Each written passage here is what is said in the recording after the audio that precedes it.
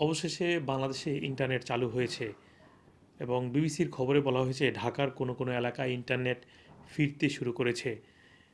মঙ্গলবার রাত ৮টার পর থেকেই বিভিন্ন এলাকায় ব্রডব্যান্ড সংযোগ চালু হতে শুরু করেছে বলে জানিয়েছে বিবিসি।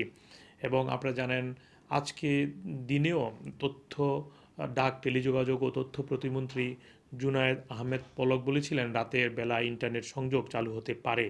তবে কিছু কিছু এলাকায় সেটি চালু হয়েছে এবং অনেকেই বলছেন চালু হলেও ফেসবুক এবং হোয়াটসঅ্যাপে ঢোকা সম্ভব হচ্ছে না।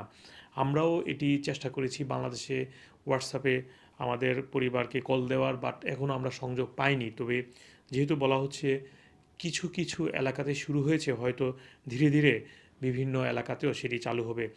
এবং বিবিসি নিউজে আরও বলা হয়েছে দুটি আইএসপি প্রতিষ্ঠানের কর্মকর্তারা বিবিসিকে জানিয়েছেন তারা সার্ভিস চালুর প্রস্তুতি নিচ্ছেন।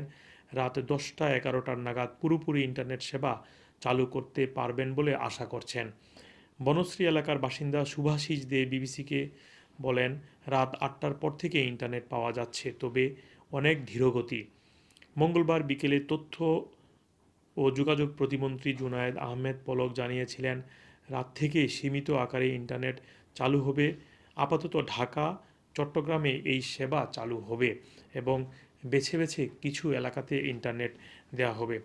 আপনারা জানেন গত বুধবার থেকেই বাংলাদেশে ইন্টারনেট নেই এবং সে কারণে যারা প্রবাসী রয়েছেন তারা আত্মীয় পরিবার কারোর সাথেই সেভাবে যোগাযোগ করতে পারেননি। কারণ আপনারা জানেন এখন অনেকেই যোগাযোগের জন্য সোশ্যাল মিডিয়াকে বেছে নেন, কোনোটাই কাজ করছিল না। তাছাড়া যারা ধরেন বিভিন্ন সরাসরি কল করে থাকেন সেটিও ঠিকভাবে কথা বোঝা যাচ্ছিল না। তবে আজকে থেকে ইন্টারনেট চালু হয়েছে এবং এবং দিনের বেলা কথাও অনেকটা ক্লিয়ার বোঝা যাচ্ছিল, ধারণা করা হচ্ছে। এবং যারা কর্তব্যরত রয়েছেন তারা অনেকেই বলছেন আজকে শেষ রাতের দিকে হয়তো পুরোপুরি ইন্টারনেট চালু হতে পারে। এদিকে আপনারা জানেন বাংলাদেশের কোটা আন্দোলনের যে দাবি সেটি ভয়াবহ আকার রূপ নেওয়ার কারণে গত শুক্রবার মধ্যরাত থেকে বাংলাদেশে কারফিউ চলছে এবং এই কারফিউর মেয়াদ আরও 2 দিন বাড়ানো হয়েছে। মানে আগামীকাল বুধবার এবং বৃহস্পতিবারও কারফিউ থাকবে। তবে এই 2 দিন অফিস খোলা থাকবে, তবে নতুন সময়সূচি নির্ধারণ করা হয়েছে অফিসের জন্য।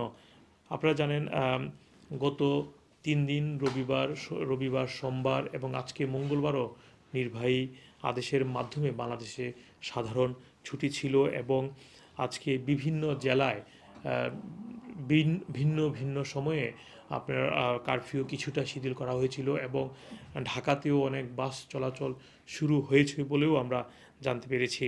এই ছিল আমাদের কাছে সর্বশেষ আপডেট। পরবর্তী খবর দেখার জন্য আপনাদেরকে আমন্ত্রণ জানাচ্ছি। মোহাম্মদ আব্দুল হান্নান, টুই নিউজ, যুক্তরাজ্য।